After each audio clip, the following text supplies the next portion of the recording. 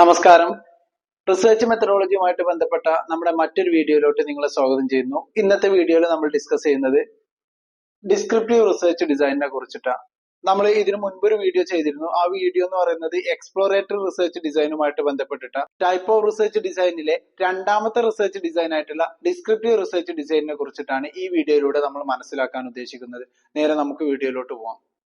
ആദ്യം നമ്മൾ മനസ്സിലാക്കേണ്ടത് ഡിസ്ക്രിപ്റ്റീവ് റിസർച്ച് ഡിസൈൻ എന്ന് പറയുന്നത്, as the name suggests, descriptive design describe an organization, industry, people, situation or phenomena. Descriptive research ഡിസൈനിന്റെ പേര് നിർദ്ദേശിക്കുന്ന പോലെ അതിന്റെ പേര് ഡിസ്ക്രിപ്റ്റീവ്. സോ ഡിസ്ക്രൈബ് ഒരു സിറ്റുവേഷനെയോ ഒരു സംഭവത്തിനെയോ ഒരു വസ്തുവിനെ കുറിച്ചുള്ള വിവരിക്കുന്നതിനെയാണ് ഡിസ്ക്രിപ്റ്റീവ് റിസർച്ച് എന്ന് പറയുന്നത്. അതായത് ഒരു വസ്തുവിന്റെ എന്താണ്, ഏതാണ്, എങ്ങനെയാണ് തുടങ്ങിയ കാര്യങ്ങളെ കുറിച്ചൊക്കെ നമ്മളൊരു പഠനം നടത്തുകയാണെങ്കിൽ അത്തരത്തിലുള്ള പഠനങ്ങളെയാണ് ഡിസ്ക്രിപ്റ്റീവ് റിസർച്ച് ആയിട്ട് നമ്മൾ കണക്കാക്കുന്നത്. അതിന്റെ രണ്ടാമത്തെ സെന്റൻസിലോട്ട് പോകുമ്പോൾ, descriptive design is more specific than exploratory design as it focus on specific aspects or dimension along. എന്ന് വെച്ച് കഴിഞ്ഞാൽ മുൻപ് നമ്മൾ ഡിസ്കസ് ചെയ്തിട്ടുള്ള എക്സ്പ്ലോറേറ്ററി റിസർച്ച് ഡിസൈനിൽ നിന്നും വ്യത്യസ്തമായിട്ട് ഡിസ്ക്രിപ്റ്റീവ് റിസർച്ച് ഡിസൈനിനുള്ള പ്രത്യേകത എന്ന് പറയുന്നത്, ഡിസ്ക്രിപ്റ്റീവ് റിസർച്ച് ഡിസൈന് ഒന്നുകൂടെ സ്പെസിഫിക് ആണ്. നമുക്കറിയാം, നമുക്ക് അറിയാത്ത ഒരു മേഖലയെ കുറിച്ച് പഠനം നടത്തുന്ന ഒരു റിസർച്ച് ആയിരുന്നു എക്സ്പ്ലോറേറ്ററി റിസർച്ച് എന്ന് പറയുന്നത്. അതിൽ നിന്നും വ്യത്യസ്തമായിട്ട് ഒന്നുകൂടെ നമ്മൾ എന്തിനെ കുറിച്ചാണ് പഠനം നടത്തുന്നത് എന്നുള്ളത് ഒന്നുകൂടെ സ്പെസിഫിക് ആയിട്ട് പഠനം നടത്തുന്ന, അതായത് ഒരു വസ്തുവിനെ കുറിച്ച്, ഒരു പ്രതിഭാസത്തെ കുറിച്ച്, ഒരു സിറ്റുവേഷനെ കുറിച്ച്, ഒരു പ്രത്യേക സാഹചര്യത്തെ കുറിച്ച് നമുക്ക് വ്യക്തമായ ധാരണയുണ്ട്. ആ ഒരു മേഖലയെ കുറിച്ച് നമ്മൾ നടത്തുന്ന പഠനങ്ങളെയാണ് ഡിസ്ക്രിപ്റ്റീവ് റിസർച്ചുകളായിട്ട് കണക്കാക്കുന്നത്. Descriptive research design aim at identifying the various characteristics of a community, institution or phenomena. ഒരു കമ്മ്യൂണിറ്റിയുടെയോ അതല്ലെങ്കിൽ ഒരു ഇൻസ്റ്റിറ്റ്യൂഷൻ, ഒരു സ്ഥാപനത്തിന്റെയോ അതല്ലെങ്കിൽ ഒരു സാഹചര്യത്തിന്റെയോ പ്രത്യേകതകൾ മനസ്സിലാക്കുക, അതിന്റെ ക്യാരക്ടറിസ്റ്റിക്സ് മനസ്സിലാക്കാൻ വേണ്ടിയിട്ട് ഒരു റിസർച്ചർ നടത്തുന്ന പഠനത്തിന് നമ്മൾക്ക് ഡിസ്ക്രിപ്റ്റീവ് റിസർച്ച് എന്ന് വിളിക്കാം. ഇനി അതിന്റെ മറ്റൊരു മീനിങ്ങിലോട്ട് പോകുമ്പോൾ, it is used in fact finding investigation to gather detailed information. ഒരു ഫാക്ട് ഫൈൻഡിങ് ഇൻവെസ്റ്റിഗേഷൻ ആക്ച്വലി ഒരു ഡിസ്ക്രിപ്റ്റീവ് റിസർച്ച് എന്ന് പറയുന്നത്. ഫാക്ട് ഫൈൻഡിങ് ഇൻവെസ്റ്റിഗേഷൻ എന്ന് പറഞ്ഞാൽ ഒരു വസ്തുവിനെ കുറിച്ച് കൃത്യമായ കാര്യങ്ങൾ അന്വേഷിച്ച് മനസ്സിലാക്കുന്ന പഠനങ്ങളെയാണ് നമ്മൾ ഫാക്ട് ഫൈൻഡിങ് ഇൻവെസ്റ്റിഗേഷൻ എന്ന് പറയുന്നത്. അത്തരത്തിലുള്ള ഒരു പഠനമാണ് ഡിസ്ക്രിപ്റ്റീവ് റിസർച്ച്. അതേപോലെ തന്നെ ഇതില് ഡിസ്ക്രിപ്റ്റീവ് റിസർച്ച് ഡിസൈനിൽ അടുത്തൊരു സെന്റൻസ് നിങ്ങൾക്ക് ഇപ്പൊ സ്ക്രീനിൽ കാണാവുന്നതാണ്. The objective of descriptive design is to answer the question who, what, when, which or where of the problem. ഒരു പ്രോബ്ലത്തിന്റെ ഹു, വാട്ട്, വേർ, വെൻ തുടങ്ങിയ ക്വസ്റ്റ്യൻസുകൾ, ആര്, എന്ത്, എപ്പോ, എവിടെ തുടങ്ങിയ ക്വസ്റ്റ്യൻസുകളെ ആൻസർ ചെയ്യുന്നതാണ് ഒരു ഡിസ്ക്രിപ്റ്റീവ് റിസർച്ചിലൂടെ മനസ്സിലാക്കുന്നത്. അതല്ലെങ്കിൽ നമ്മൾ പഠനം നടത്തുന്നത്, അതല്ലെങ്കിൽ നമ്മൾ പഠനം നടത്തി കണ്ടെത്തുന്നത്. അതായത് ഒരു വസ്തു എന്താണ്, ഏതാണ്, എപ്പോഴാണ്, എത്രയാണ് തുടങ്ങിയ കാര്യങ്ങളെ കുറിച്ചിട്ട് ഒരു വസ്തുവിന്റെ ഇത്തരം ഡീറ്റെയിൽസുകൾ അന്വേഷിച്ച് കണ്ടെത്തുന്ന ഫാക്ട് ഫൈൻഡിങ് ഇൻവെസ്റ്റിഗേഷനെ നമുക്ക് ഡിസ്ക്രിപ്റ്റീവ് റിസർച്ച് എന്ന് വേണമെങ്കിൽ വിളിക്കാം. ഇനി പറയുന്നത്, collection of data through descriptive design is prerequisites for diagnostic and analytical design. Descriptive research ഡിസൈനിലൂടെ നമ്മൾ കളക്ട് ചെയ്യുന്ന ഡാറ്റ, അതല്ലെങ്കിൽ ഡിസ്ക്രിപ്റ്റീവ് റിസർച്ച് ഡിസൈൻ നടത്താൻ വേണ്ടിയിട്ട് നമ്മൾ കളക്ട് ചെയ്യുന്ന ഡാറ്റകളാണ് അനലിറ്റിക്കൽ ആൻഡ് ഡയഗ്നോസ്റ്റിക് റിസർച്ചിന് നമ്മൾ യൂസ് ചെയ്യുന്നത്. അതായത് ഒരു വസ്തുവിനെ കുറിച്ചുള്ള വാട്ട്, വേർ, വെൻ, വിച്ച് തുടങ്ങിയ ക്വസ്റ്റ്യൻസിന് ആൻസറുകൾ കണ്ടെത്തുന്ന വിവരങ്ങൾ വെച്ചിട്ടാണ്, അതായത് ഈ ക്വസ്റ്റ്യൻസിന് നമ്മൾ അന്വേഷിച്ച് കണ്ടെത്തുന്ന ആൻസറുകൾ ഉപയോഗിച്ചുകൊണ്ടാണ് ഇതിന്റെ മറ്റൊരു തലമായിട്ടുള്ള അനലിറ്റിക്കൽ ആൻഡ് ഡയഗ്നോസ്റ്റിക് സ്റ്റഡിയിലോട്ട് നമ്മൾ പോകുന്നത്. ഇനി നമ്മൾ മനസ്സിലാക്കാൻ പോകുന്നത് ഡിസ്ക്രിപ്റ്റീവ് റിസർച്ച് എങ്ങനെയൊക്കെ നടത്താന്നുള്ളതാണ്. നമുക്കറിയാം, പ്രധാനമായിട്ടും റിസർച്ച് നടത്താൻ രണ്ട് മെത്തേഡുകളാണ് ഉള്ളത്. ഒന്ന് സെൻസസ് മെത്തേഡും ഒന്ന് സാമ്പിളിംഗ് മെത്തേഡും. സെൻസസ് മെത്തേഡ് എന്ന് പറഞ്ഞു കഴിഞ്ഞാൽ നമ്മൾ പഠനം നടത്തുന്നതുമായിട്ട് ബന്ധപ്പെട്ട നമ്മൾ ഫോക്കസ് ചെയ്യുന്ന ആളുകളുടെ എണ്ണം, അതല്ലെങ്കിൽ നമ്മൾ പഠനം നടത്തുന്ന ഏരിയ ചെറുതാണെങ്കിൽ അല്ലെങ്കിൽ മാനേജബിൾ സൈസ് ആണെങ്കിൽ നമുക്ക് അതുമായിട്ട് ബന്ധപ്പെട്ട മുഴുവൻ ആളുകളുടെ കയ്യിൽ നിന്നും ഡാറ്റ കളക്ട് ചെയ്യാൻ പറ്റും. അതായത് നമ്മൾ തിരഞ്ഞെടുത്ത ഒരു റിസർച്ച് ടോപ്പിക്ക്, അതുമായിട്ട് ബന്ധപ്പെട്ട ആളുകൾ വളരെ കുറച്ച് ആളുകളുള്ളൂ, ഒരുപാട് ആളുകളൊന്നും ഇല്ല എന്നുണ്ടെങ്കിൽ നമുക്ക് ഈ കുറച്ച് ആളുകളെ എല്ലായിടത്തു നിന്നും പോയിട്ട് ഡാറ്റ കളക്ട് ചെയ്യാൻ കഴിയും. ഇത്തരത്തിൽ നമുക്ക് ഡിസ്ക്രിപ്റ്റീവ് റിസർച്ച് നടത്താവുന്നതാണ്. അപ്പോൾ ഇത്തരത്തിൽ നടത്തുന്ന ഡിസ്ക്രിപ്റ്റീവ് റിസർച്ചിനെ നമ്മൾ സെൻസസ് സ്റ്റഡീസ് എന്നാണ് പറയുന്നത്, സെൻസസ് സർവേകൾ. അപ്പൊ സെൻസസ് സർവേ എന്ന് പറഞ്ഞു കഴിഞ്ഞാൽ എന്താ, നമ്മൾ റിസർച്ചുമായിട്ട് ബന്ധപ്പെട്ട് ആ പഠനം ബാധിക്കുന്ന അല്ലെങ്കിൽ ആ പഠനത്തിൽ ഉൾപ്പെടുന്ന എല്ലാ വ്യക്തികളുടെ കയ്യിൽ നിന്നും പോയിട്ട് ഡാറ്റ കളക്ട് ചെയ്യുന്നതിനെയാണ് സെൻസസ് സർവേ എന്ന് പറയുന്നത്.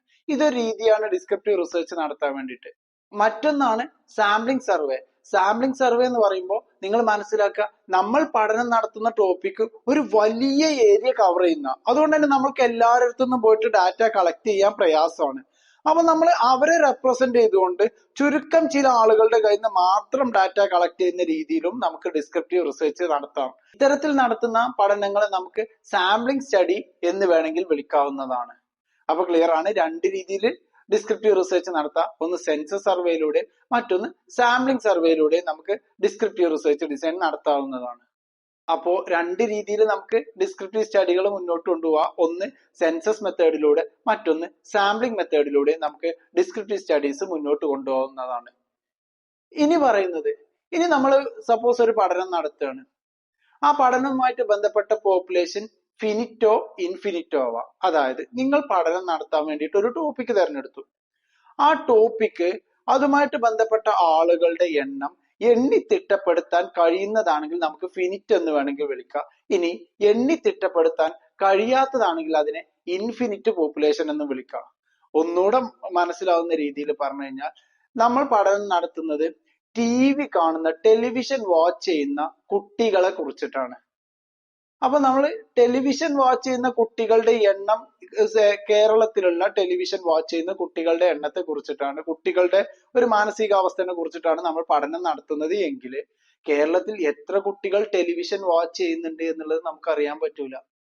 അതായത് കൃത്യമായ ഒരു കണക്ക് നമ്മൾക്ക് അവൈലബിൾ അല്ല. അപ്പോൾ ഇത്തരം പഠനങ്ങളിൽ പോപ്പുലേഷൻ ഇൻഫിനിറ്റ് ആണ്. നമ്മളെ പഠനം ബാധിക്കുന്ന ആളുകളുടെ എണ്ണം നമുക്ക് എണ്ണി തിട്ടപ്പെടുത്താൻ കഴിയൂല. അപ്പൊ ഇതൊരു സാഹചര്യമാണ്. ഇനി മറ്റൊരു ടോപ്പിക്, നമ്മൾക്ക് ഏതെങ്കിലും ഒരു പെർട്ടിക്കുലർ ആയിട്ടുള്ള കേരളത്തിൽ ഒരു ലക്ഷൂറിയസ് കാർ ആരുടെയൊക്കെ കയ്യിലുണ്ട് എന്നുള്ളത്. അപ്പൊ നമുക്ക് വേണമെങ്കിൽ ഈ ഡാറ്റ അവൈലബിൾ ആണ്. ഈ കാർ കേരളത്തിൽ എത്ര സെയിൽസ് നടന്നിട്ടുണ്ട്, അതിന്റെ കസ്റ്റമർ ഡീറ്റെയിൽസ് നമുക്ക് അവൈലബിൾ ആവും. അപ്പോൾ ഇവിടെ നമ്മൾ പഠനം നടത്തുമ്പോൾ അതുമായിട്ട് ബന്ധപ്പെട്ട പോപ്പുലേഷൻ ഒരു ഫിനിറ്റ് നമ്പർ ആണ്. അതല്ലെങ്കിൽ നമ്മൾക്കറിയാം നോർക്ക റൂട്ട്സിൽ രജിസ്റ്റർ ചെയ്തിട്ടുള്ള പ്രവാസികളെ കുറിച്ചിട്ടാണ് പഠനം നടത്തുന്നത്. അപ്പൊ നമുക്ക് നോർക്കയിൽ അന്വേഷിച്ചു കഴിഞ്ഞാൽ എത്ര പ്രവാസികൾ സ്റ്റിൽ നൗ എത്ര പ്രവാസികൾ അവിടെ രജിസ്റ്റർ ചെയ്തിട്ടുണ്ട് എന്നുള്ള ആ ഒരു മൊത്തം പോപ്പുലേഷൻ നമുക്ക് അവൈലബിൾ ആണ്. അപ്പൊ ഇത്തരം കേസുകളിൽ പോപ്പുലേഷൻ എന്ന് പറയുന്നത് ഫിനിറ്റ് ആണ്. എന്നാൽ നേരത്തെ പറഞ്ഞ TV കാണുന്ന കുട്ടികളുടെ എണ്ണം എന്ന് പറയുന്ന കേസിൽ പോപ്പുലേഷൻ ഇൻഫിനിറ്റ് ആണ്. അപ്പൊ രണ്ട് കോണ്ടെക്സ്റ്റുകൾ ഉണ്ട്. ഒന്ന് പോപ്പുലേഷൻ ഫിനിറ്റ് ആവുന്ന കോണ്ടെക്സ്റ്റും മറ്റൊന്ന് പോപ്പുലേഷൻ ഇൻഫിനിറ്റ് ആവുന്ന കോണ്ടെക്സ്റ്റും ഉണ്ട്. ഇനി പോപ്പുലേഷൻ ഫിനിറ്റ് ആവുന്ന കോണ്ടെക്സ്റ്റ് ആണെങ്കിൽ നിങ്ങൾക്ക് റാൻഡം സാമ്പിളിംഗ് ടെക്നിക്സുകൾ ഉപയോഗിക്കാം ഡാറ്റ കളക്ഷന് വേണ്ടിയിട്ട്. അപ്പോൾ റാൻഡം സാമ്പിളിംഗ് ടെക്നിക്സ് എന്ന് പറഞ്ഞു കഴിഞ്ഞാൽ അതിൽ വരുന്നത് simple random sampling, systematic sampling, stratified sampling, cluster sampling, multi stage sampling ഒക്കെ നമുക്ക് യൂസ് ചെയ്യാവുന്നതാണ്. കണ്ടീഷൻ ഇതാണ്, പോപ്പുലേഷൻ ഫിനിറ്റ് ആണെങ്കിൽ നിങ്ങൾ ഡാറ്റ കളക്ഷന് വേണ്ടിയിട്ട് സാമ്പിളുകളെ കണ്ടെത്താൻ നിങ്ങൾക്ക് പ്രോബബിലിറ്റി സാമ്പിളിംഗ് ടെക്നിക്സുകളായിട്ടുള്ള simple random sampling, systematic sampling, stratified sampling, cluster sampling, multi stage sampling നിങ്ങൾക്ക് യൂസ് ചെയ്യാവുന്നതാണ്. എന്നാൽ ഇനി അടുത്ത കേസ് ഏത്, TV കാണുന്ന കുട്ടികളുടെ എണ്ണം. ഇവിടെ പോപ്പുലേഷൻ ഇൻഫിനിറ്റ് ആണ്. അപ്പൊ ഈ കുട്ടികളെ എങ്ങനെ കണ്ടെത്താം എന്നുള്ളതാണല്ലോ സാമ്പിളിംഗ് ടെക്നിക്സ്. ഈ കുട്ടികളെ കണ്ടെത്താൻ വേണ്ടിയിട്ട് നിങ്ങൾക്ക് നോൺ പ്രോബബിലിസ്റ്റിക് സാമ്പിളിംഗ് ടെക്നിക്സുകൾ ഉപയോഗിക്കാം. അപ്പൊ നോൺ പ്രോബബിലിസ്റ്റിക് സാമ്പിളിംഗ് ടെക്നിക്സ് എന്ന് പറയുമ്പോൾ അതിൽ വരുന്നത് convenience sampling, judgmental sampling, quota sampling, snowballing techniques തുടങ്ങിയ സാമ്പിളിംഗ് ടെക്നിക്സുകൾ നിങ്ങൾക്ക് യൂസ് ചെയ്യാം. അപ്പോ ഡിസ്ക്രിപ്റ്റീവ് സ്റ്റഡികൾ നടത്താൻ വേണ്ടിയിട്ട് നിങ്ങൾക്ക് ഒന്നെങ്കിൽ സെൻസസ് സർവേ യൂസ് ചെയ്യാം, മറ്റൊന്ന് സാമ്പിളിംഗ് സ്റ്റഡി യൂസ് ചെയ്യാം. ഇനി സാമ്പിളിംഗ് സ്റ്റഡി തന്നെയാണ് യൂസ് ചെയ്യുന്നുണ്ടെങ്കിൽ സാമ്പിളിംഗ് സ്റ്റഡി എന്ന് പറഞ്ഞു കഴിഞ്ഞാല് നമ്മൾക്ക് എല്ലായിടത്തും പോയി ഡാറ്റ കളക്ട് ചെയ്യാൻ കഴിയാത്തത് കൊണ്ട് നമ്മൾ ചുരുക്കം ചില ആളുകളുടെ കയ്യിൽ നിന്ന് മാത്രം ഡാറ്റ കളക്ട് ചെയ്യുന്ന രീതിയാണ് സാമ്പിളിംഗ് സ്റ്റഡി. അപ്പോൾ എല്ലാവരുടെ ഡാറ്റയും നമുക്ക് അവൈലബിൾ ആണെങ്കിൽ, ഫിനിറ്റ് ആണെങ്കിൽ, അതായത് പോപ്പുലേഷൻ ഫിനിറ്റ് ആണ്, എന്നിട്ട് നമ്മൾ അതിൽ നിന്ന് ഫോർ എക്സാമ്പിൾ നമ്മുടെ ഒരു പെർട്ടിക്കുലർ ആയിട്ടുള്ള പ്രോഡക്റ്റ് നമ്മൾ നേരത്തെ പറഞ്ഞ എക്സാമ്പിൾ പ്രകാരമാണെങ്കിൽ ഒരു പെർട്ടിക്കുലർ ആയിട്ടുള്ള ലക്ഷറീസ് ആയിട്ടുള്ള കാറ് വാങ്ങിയിട്ടുള്ള ആളുകളുടെ എണ്ണം. അതല്ല എന്നുണ്ടെങ്കിൽ നമ്മൾ ഏതെങ്കിലും ഒരു നോർക്ക റൂട്ട്സ്, നമ്മൾ നേരത്തെ പറഞ്ഞ എക്സാമ്പിൾ പ്രകാരം നോർക്ക റൂട്ട്സിൽ രജിസ്റ്റർ ചെയ്ത പ്രവാസികൾ കൃത്യമായിട്ട് പറയാൻ ഒരു എക്സാമ്പിൾ ആയിട്ട് പറയാം 10,000 പ്രവാസികൾ ഉണ്ടെന്ന് വിചാരിക്കുക. അപ്പൊ അവിടെ പോപ്പുലേഷൻ ഫിനിറ്റ് ആണ്. പക്ഷെ നമുക്ക് ഈ പറഞ്ഞ പോലെ 10,000 ആളടുത്ത് പോയിട്ട് ഡാറ്റ കളക്ട് ചെയ്യാൻ ബുദ്ധിമുട്ടാണ്. അപ്പൊ നമ്മൾ അവിടെ സാമ്പിളിംഗ് ടെക്നിക്സ് ഉപയോഗിക്കേണ്ടത്. ആ സാമ്പിളിംഗ് ടെക്നിക്സ് പോപ്പുലേഷൻ ഫിനിറ്റ് ആയതുകൊണ്ട് തന്നെ ഒന്നെങ്കിൽ നമ്മൾ ഇവർക്ക് എല്ലായിടത്തുനിന്നും പോയിട്ട് ഡാറ്റ കളക്ട് ചെയ്യുക. അതിന് ഞാൻ നേരത്തെ പറഞ്ഞു സെൻസസ് സർവേ എന്നാ പറഞ്ഞത്. അത് ഇവിടെ പ്രാക്ടിക്കലി പോസിബിൾ അല്ല. അതുകൊണ്ട് തന്നെ നമ്മൾ യൂസ് ചെയ്യുന്നത് ഇവിടെ സാമ്പിളിംഗ് ടെക്നിക്സ് ആണ്. അപ്പൊ സാമ്പിളിംഗ് ടെക്നിക്സ് യൂസ് ചെയ്യുമ്പോൾ ഈ ഒരു കേസിൽ പോപ്പുലേഷൻ ഫിനിറ്റ് ആണ്. കാരണം നോർക്ക റൂട്ട്സിൽ രജിസ്റ്റർ ചെയ്ത പ്രവാസികളുടെ എണ്ണം നമുക്ക് അറിയാവുന്നതാണ്. അപ്പൊ അത് 10,000 ആളുകളുണ്ട്. അപ്പൊ എക്സാമ്പിൾ ആയിട്ട് പറയാം 10,000 ആളുകളുണ്ട്. ആ 10,000 ആളുകൾക്ക് നമുക്ക് പോകാൻ പ്രയാസമുണ്ട്. പക്ഷെ പോപ്പുലേഷൻ ഫിനിറ്റ് ആയതുകൊണ്ട് അവിടെ നമുക്ക് പ്രോബബിലിസ്റ്റിക് സാമ്പിളിംഗ് ടെക്നിക്സുകൾ ഉപയോഗിക്കാം. ക്ലിയർ ആയിട്ടുണ്ടാവും. ഇനി നമ്മൾ പഠനം നടത്തുന്നത് TV കാണുന്ന കിഡ്സിന്റെ എണ്ണമാണ്. അവിടെ നമുക്കറിയാം ഒരു സെൻസസ് സർവേ അവിടെയും പോസിബിൾ അല്ല, സാമ്പിളിംഗ് സർവേ ആണ്. പക്ഷെ സാമ്പിളിംഗ് സർവേയിൽ തന്നെ ഈ ഒരു കേസിൽ പോപ്പുലേഷൻ ഇൻഫിനിറ്റ് ആണ്. ഇൻഫിനിറ്റ് ആയതുകൊണ്ട് നമുക്ക് ഇവിടെ യൂസ് ചെയ്യാൻ കഴിയുക നോൺ പ്രോബബിലിസ്റ്റിക് സാമ്പിളിംഗ് ടെക്നിക്സ് ആണ്. അതായത് എല്ലാ യൂണിറ്റിനെയും നമുക്ക് ഐഡന്റിഫൈ ചെയ്യാൻ കഴിയില്ല. അതുകൊണ്ട് നോൺ പ്രോബബിലിസ്റ്റിക് സാമ്പിളിംഗ് ടെക്നിക്സുകളായിട്ടുള്ള convenience, judgmental, quota, snowball sampling ടെക്നിക്സുകളൊക്കെ നമ്മൾക്ക് ഡിസ്ക്രിപ്റ്റീവ് പഠനം നടത്താൻ വേണ്ടിയിട്ട് യൂസ് ചെയ്യാവുന്നതാണ്. ഇനി നമുക്ക് ഡിസ്ക്രിപ്റ്റീവ് റിസർച്ച് ഡിസൈനിന്റെ ചെറിയ എക്സാമ്പിൾ കൂടെ പരിചയപ്പെടാം. അതായത് ഇതിൽ നിങ്ങൾക്ക് ഇപ്പോൾ സ്ക്രീനിൽ കാണാവുന്നതാണ്. To find out the satisfaction level of workers on the statutory or non statutory welfare measures and social security in organization or industry. ഒരു ഓർഗനൈസേഷനിലോ ഒരു ഇൻഡസ്ട്രിയിലോ ഒരു സ്ഥാപനം നടപ്പാക്കുന്ന statutory and non statutory welfare മെഷേഴ്സിലുള്ള എംപ്ലോയീസിന്റെ സാറ്റിസ്ഫാക്ഷൻ, അതിനെ കുറിച്ചാണ് നിങ്ങളുടെ പഠനം എന്നുണ്ടെങ്കിൽ എംപ്ലോയീസ് വെൽഫെയറിനെ കുറിച്ചിട്ടാണ് നിങ്ങൾ പഠനം നടത്തുന്നത്. അതായത് അവിടെയുള്ള ആ സാഹചര്യം, എക്സിസ്റ്റിംഗ് സിറ്റുവേഷൻ എന്താണോ അത് പഠിച്ചിങ്ങു പോരുക. ക്ലിയർ ആവട്ടോ. നിങ്ങൾ അവിടെ ഒരു ചേഞ്ച് വരുത്താനോ എന്തുകൊണ്ട് അതൊന്നും അന്വേഷിച്ചു പോകുന്നില്ല. അപ്പൊ റിസർച്ചിന്റെ ഡിസൈന് മാറും. അവിടെയുള്ള എക്സിസ്റ്റിംഗ് സ്റ്റേറ്റ് എന്താണോ, സ്റ്റേറ്റസ് എന്താണോ അത് പഠിച്ചിങ്ങു പോരുകയാണെങ്കിൽ അതൊരു ഡിസ്ക്രിപ്റ്റീവ് സ്റ്റഡിയാണ്. മറ്റൊരു എക്സാമ്പിളിലോട്ട് പോകുമ്പോൾ to learn the type of stress experienced by the employees in different functional areas of a company. ഒരു കമ്പനിയുടെ വ്യത്യസ്ത ഫങ്ഷണൽ ഏരിയാസിൽ എംപ്ലോയീസ് ഫേസ് ചെയ്യുന്ന സ്ട്രെസ്സുകൾ എന്താന്നുള്ളത് മനസ്സിലാക്കുക. ഈ ഒരു പഠനവും നമ്മൾ HR മേഖലയിൽ നടത്താവുന്ന ഒരു പഠനമാണ്. അപ്പൊ ഒരു കമ്പനിയിലെ ജോലിക്കാർ ഫേസ് ചെയ്യുന്ന സ്ട്രെസ്, അപ്പൊ എന്തൊക്കെയാണ് സ്ട്രെസ്, ഏതൊക്കെയാണ് സ്ട്രെസ്, എത്ര പേര് ഫേസ് ചെയ്യുന്നുണ്ട്, അപ്പൊ ഇത്തരത്തിലുള്ള കാര്യങ്ങളൊക്കെ പഠിച്ചിങ്ങ് പോരുക. ക്ലിയർ ആവുന്നുണ്ടോ? അല്ലാതെ എന്തുകൊണ്ട് ഇത് ഇങ്ങനെ വരുന്നു, എങ്ങനെ ഇതിനെ ഓവർകം ചെയ്യാം എന്നുള്ളതിലോട്ട് നിങ്ങൾ പോകുന്നില്ല. ആ ഒരു ക്വസ്റ്റ്യൻ അഡ്രസ് ചെയ്യുന്നത് ഒരിക്കലും, അതായത് വൈ ആൻഡ് ഹൗ പാർട്ട് ഒരിക്കലും ഡിസ്ക്രിപ്റ്റീവ് റിസർച്ചിൽ അഡ്രസ് ചെയ്യുന്നില്ല. നേരത്തെ പറഞ്ഞ ക്വസ്റ്റ്യൻസ് വാട്ട്, വേർ, വെന് എന്നുള്ള ക്വസ്റ്റ്യൻസ് മാത്രമേ അവിടെ അഡ്രസ് ചെയ്യുന്നുള്ളൂ. അല്ലാതെ വൈ പാർട്ട് ഒരിക്കലും ഡിസ്ക്രിപ്റ്റീവ് റിസർച്ചിൽ അഡ്രസ് ചെയ്യുന്നില്ല. മറ്റൊന്ന് പറയുന്നത് to analyze the Sensex movement of BSE and Nifty companies in different periods.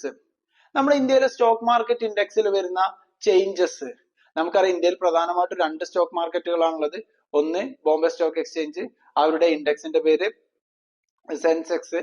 മറ്റൊന്ന് നിഫ്റ്റി, അത് നാഷണൽ സ്റ്റോക്ക് എക്സ്ചേഞ്ച് ആയിട്ടുള്ള NSEയുടെ ഇൻഡെക്സ് ആണ്. അപ്പൊ ഈ ഇൻഡെക്സിൽ വരുന്ന ചേഞ്ചസുകൾ എന്താ എന്നുള്ളത് അതിന് അടുത്ത പീരീഡിൽ വന്ന ചേഞ്ചസുകൾ മാത്രം നിങ്ങൾ പഠിച്ച് മനസ്സിലാക്കി പോരുന്നതിനെയാണ് ഡിസ്ക്രിപ്റ്റീവ് റിസർച്ച്. അപ്പൊ ഈ 3 എക്സാമ്പിളുകളും നമുക്ക് ഡിസ്ക്രിപ്റ്റീവ് പഠനങ്ങളെ ഒന്നുകൂടെ അതെന്താ എന്നുള്ളത് ഒരു ക്ലാരിറ്റി വരുത്താൻ ഹെൽപ്പ് ചെയ്യുന്നുണ്ട്. അപ്പോ ഇത്രയാണ് ഈ ഒരു വീഡിയോയിൽ നമ്മൾ ഡിസ്കസ് ചെയ്യുന്നത്. ഈ വീഡിയോയുമായിട്ട് ബന്ധപ്പെട്ട് അടുത്ത് വരുന്നത് ഇതിന്റെ തന്നെ ഒരു കണ്ടിന്യൂവേഷൻ ആണ്, അഥവാ ഡയഗ്നോസ്റ്റിക് ഡിസൈനെ കുറിച്ചിട്ടാണ് തൊട്ടടുത്ത വീഡിയോയിൽ നമ്മൾ ഡിസ്കസ് ചെയ്യാൻ പോകുന്നത്. അപ്പൊ ഈ വീഡിയോ നിങ്ങൾക്ക് ഇഷ്ടപ്പെട്ടിട്ടുണ്ടെങ്കിൽ നിങ്ങളുടെ ഫ്രണ്ട്സിനോട് ഷെയർ ചെയ്ത് കൊടുക്കുക. അതേപോലെ നിങ്ങൾ ചാനൽ സബ്സ്ക്രൈബ് ചെയ്യുകയും ചെയ്യുക. Okay, thank you.